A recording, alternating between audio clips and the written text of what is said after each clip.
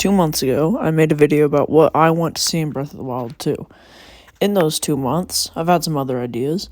I've also seen some other ideas and gathered some more info and ideas, really creative ones, from others about content in Breath of the Wild 2.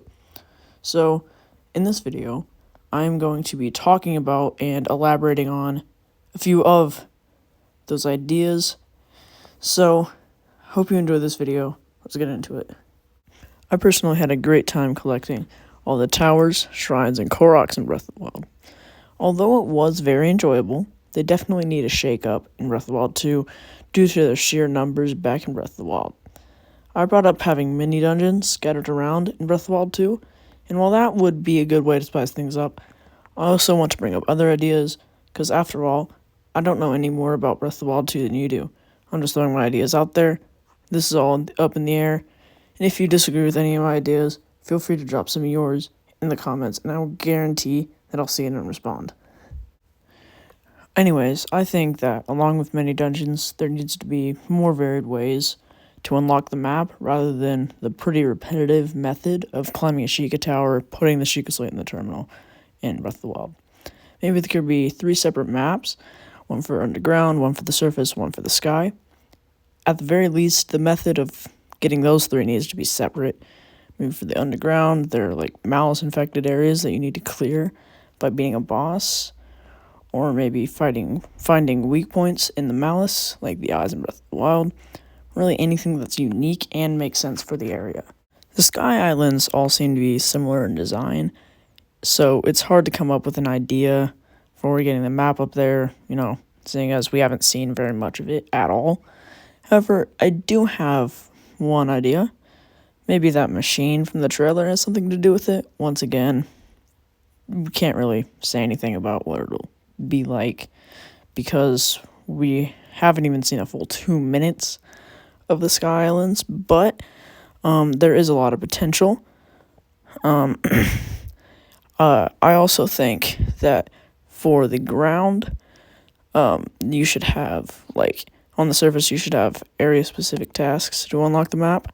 For example, Death Mountain does seem to be dormant in the trailer, so maybe to get the map for the Elden region, you have to find something inside of Death Mountain that gives you the map for the area.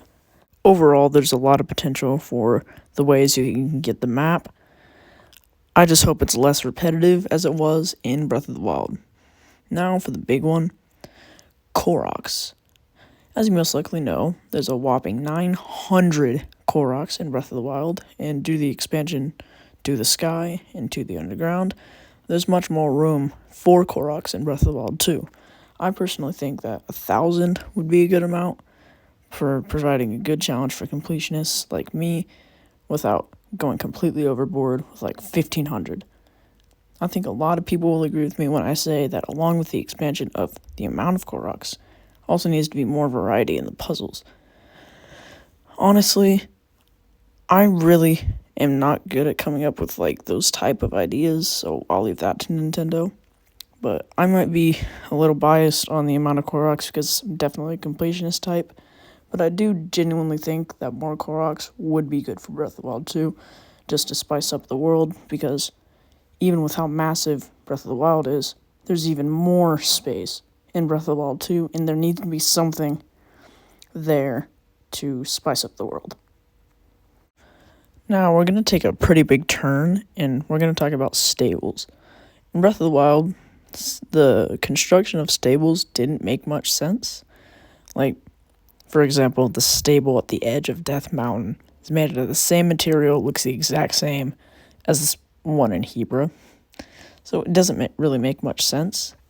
In Breath of the Wild 2, there should definitely be much, much, much more variety in the design of stables. Maybe the Gerudo Canyon stable could be made out of limestone, like Gerudo Town and Karakara Bazaar. Maybe the one in Hebra could be made out of stone, something like that. Little things like this is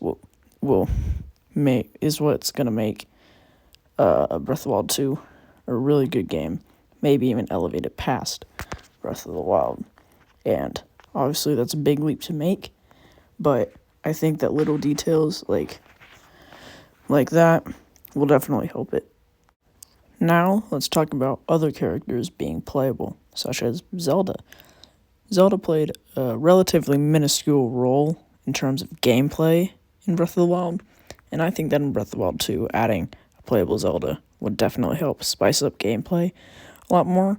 And as we saw in Age of Calamity, adding other playable characters can help with gameplay and cutscenes in a major way. Sending commands to other characters, switching between characters, fighting certain enemies with specific characters to get an extra boost in fights, etc. I also think that, unlike Age of Calamity, Zelda should be able to use swords, shields, and bows, just in a different way to Link, so it doesn't seem like just a reskin of Link. And also, in Breath of the Wild 2, a playable Zelda would make gameplay a lot more interesting. Would open up creativity in solving puzzles, fighting enemies, speedruns, much more. In the Breath of the Wild 2 trailers, both Link and Zelda have different haircuts at some point. And while Link's hair seems to have more of a story explanation rather than gameplay, I still like to think that we'll have more character customization in Breath of the Wild 2. And the Zelda team said themselves that they're playing a lot of Red Dead during development, which has much richer character design than Breath of the Wild. I think that, along with more character customization, the world should also have more of an effect on people, like visibly wet clothing and hair, getting muddy when you go into mud, that kind of stuff. This is pretty minor, so I don't want to spend too much time on it, but this should definitely be considered in development. Thank you guys so much for watching. Although this video was shorter than the first one, I genuinely think that I did a better job with this video, better writing, better voiceover, that kind of stuff. But overall, thank you guys so much for watching. Obviously, none of this is confirmed. This entire video could be completely false, but obviously we won't know until the game releases. So once again, if you have any ideas that you want to share, go ahead, put them in the comments. I can guarantee that I will respond. So, thank you guys so much for watching. Remember to like, subscribe. See ya next video.